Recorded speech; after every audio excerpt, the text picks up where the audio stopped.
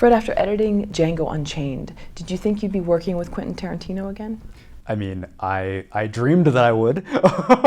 we got along really well on Django, so I'm not going to say that I was surprised, but you know, I also don't like to look a gift horse in the mouth. Like Django was a terrific experience, a movie that I absolutely loved, and getting to work with him was great. So when this movie started, I hoped that I would get the call, and indeed I did, and I was thrilled to get it. You did? Okay. Do you remember the day that you got the call? Oh, completely. Well, I mean, I actually went out to dinner with him, or we went to a Mexican restaurant for margaritas, Nice. and he's like, all right, first things first, I want you to do the movie, and so big hugs, and followed by lots of margaritas and Mexican food, followed by a Paul Mazursky double feature at the New Beverly Cinema. Oh, nice. So it was a good way to kick things off. Okay, very nice. Yeah, shots for everybody. Exactly. Yeah, pretty much.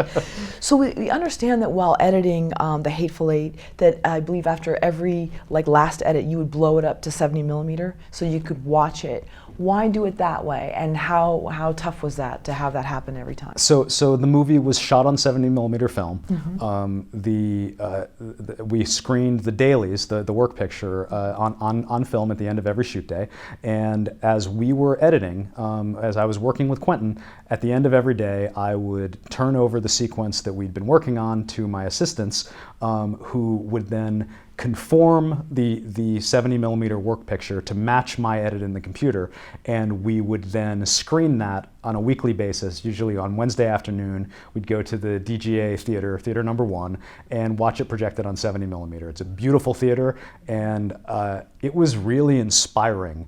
I think when we initially did it, there might be some concern that there was some concern that maybe we're going to see things in the frame that we haven't seen on the Avid, so like on the computer, because it's such a big frame, that we need to be aware if there's anything we should be concerned about. But what ultimately ended up happening is, for the most part, there wasn't a whole lot of spotting things that we hadn't seen. It was more just feeling the movie washing over us in 70 millimeter was tremendously exciting, and it really inspired us to keep going. We were under some very tight time constraints, and it was such a pleasure to get to do these screenings and see how great this movie was turning out. It really helped keep us going. It was great. Well, I know with Django Unchained, I think he had you look at it on a little monitor, and I think you said just jokingly, with all due respect, please, I would no. That wasn't Django. Uh-huh. That was Inglourious Basterds. Ah, yes, okay. Quentin invited me to a rough cut screening. Okay. And it was going to be on the Avid. And when he called, I said to him, "You're putting me in this terrible position, because on the one hand, there's no movie that I want to see more than Inglourious Basterds. as a Jewish guy, a movie about Jews killing Nazis, there couldn't be a movie that's more up my alley." Sure. So on the one hand, I couldn't be more excited to see it. On the other hand, you're asking me to watch it on a 35-inch standard definition TV monitor. This is going to be kind of painful. And he said to me, "I feel your pain, but know that you will actually potentially have an opportunity to have an impact on how the movie comes out." And I said, truthfully, "You really think I was going to say no?" Right, exactly. How much time were you given to cut The Hateful Eight? It's a really good question. Wow, I should really know the answer to this. I think it was about 4 months. Okay. 4 months from the end of production. I was on the movie, I started editing the moment, on day 2 of shooting. So I was actually on the movie from January through, I guess, early November. So that's 10 months, right? Sounds like it. Something like, Yes, 10 months. So 10 months from beginning to end, but that includes the sound mix. We finished editing the picture a month before before we finished with the entire process, which was I think I want to say the second week in November. So is that normal for especially a movie of this length? Is that a normal time frame? Faster than normal? You know what? It's a little faster than normal.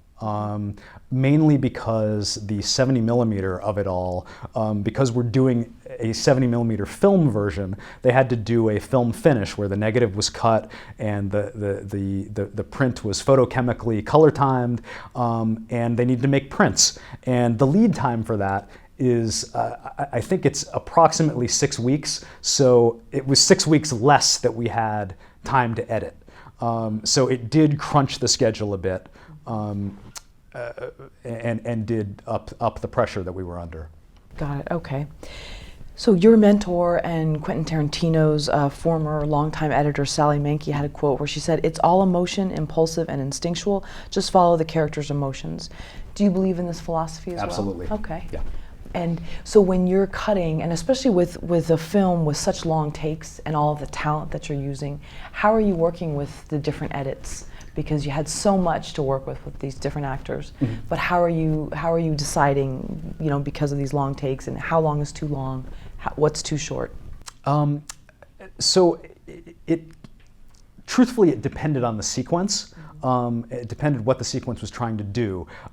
If we had all of the actors in the frame at a given moment, everyone who we wanted to see, we could hold as long as we wanted to, especially given the clarity of the image, so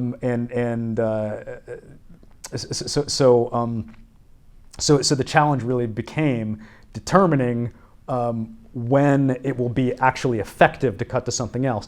But you've seen the movie? I have. Okay. Yes. So the sequence that ends the first act of the movie, where Major Warren tells General Smithers what happened to his son. Right.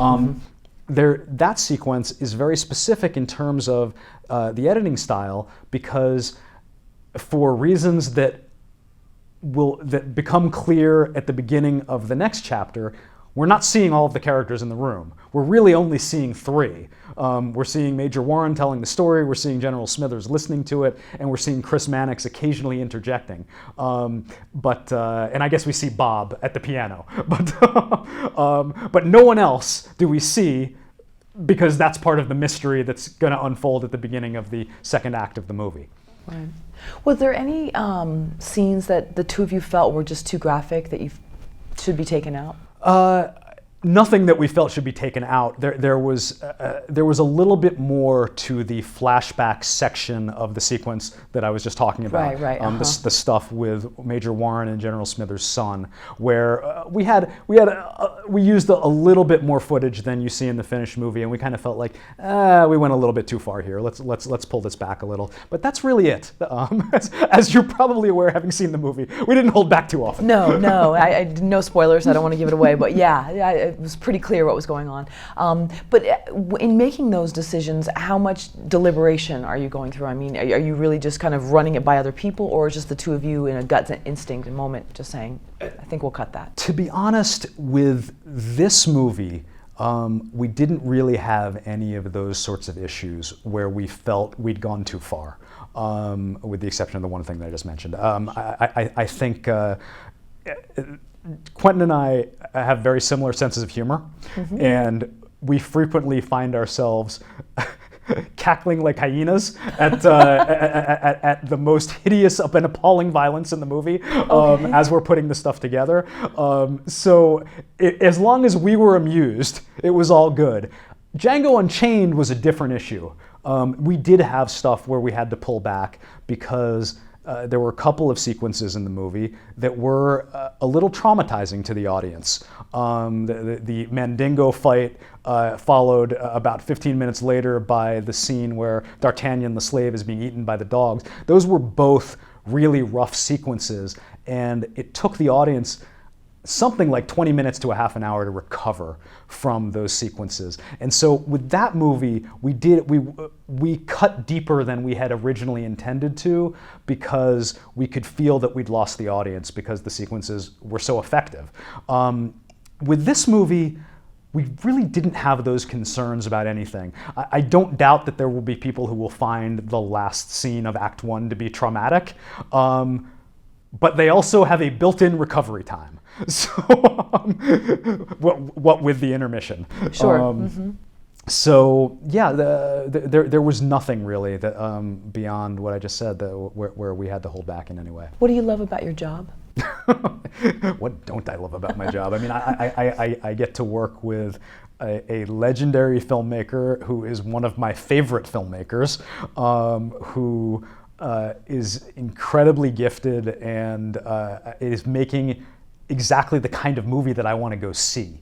I mean, that to me, that's I really consider myself to be blessed. I've gotten to work on so many movies that are my favorite types of movies. I love Westerns. I got to work on 2 of them in the last year. This is, you know, it's a huge thrill to get to do this and to get to craft these performances and to help tell this story working with this filmmaker that I have so much respect for. I mean, I pinch myself on a daily basis. It's really an honor. When you look at the initial rough cut that you've created for The Hateful Eight, any other films you've worked on, how hard are you on yourself? Like, how much do you kind of cringe and then come back to it, refine it again, more cuts? Or are you pretty forgiving because you know this is just the initial piecing together? No, I am not forgiving at all because I know that this is what I'm going to be presenting to Quentin Tarantino the first time he's going to watch it. Okay. So I really go above and beyond to make the sequence the best that I think it can possibly be. And there is nothing more disheartening than when I've gone through all of that trouble and Quentin comes in and says, actually, I'd like to do this way. And I look and I'm like, oh, that's exactly how it should be. Why the heck didn't I think of that in the first place? But by the same token, there's nothing more thrilling than having him watch something that I've done for the first time and just like react with glee to every moment in the sequence. So it's, I mean, yeah, it's great. So it's kind of an emotional roller coaster ride, only because you want to turn out amazing work. Absolutely. Right. No, I mean, you can't Right. you can't afford to slack off. Sure. When you're working with a filmmaker of that caliber. Absolutely. What other editors' work do you admire? Like, what other films that you were just your favorite, where you just loved the certain cuts and how they would dissolve a scene here or there?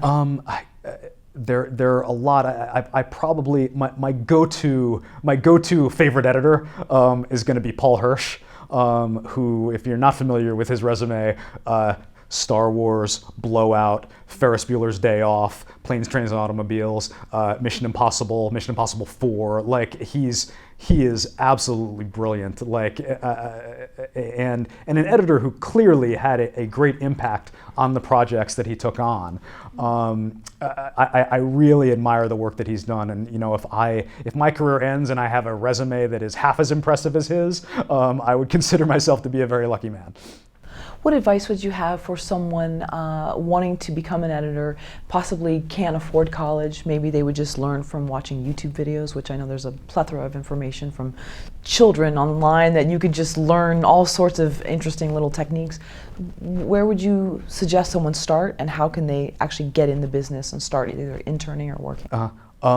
That is a good question, and it's a tricky one to answer. I mean, obviously, obviously they have to, like, you learn by doing. Mm-hmm. So edit everything you can. When I was in film school and I decided that editing was what I wanted to go into, I made it a point to tell all my friends that I want to be an editor. This is what interests me the most, and so I started working with their films and editing as many films as I could. When I then made my way up the ranks as an assistant, working for Sally Menke, for example.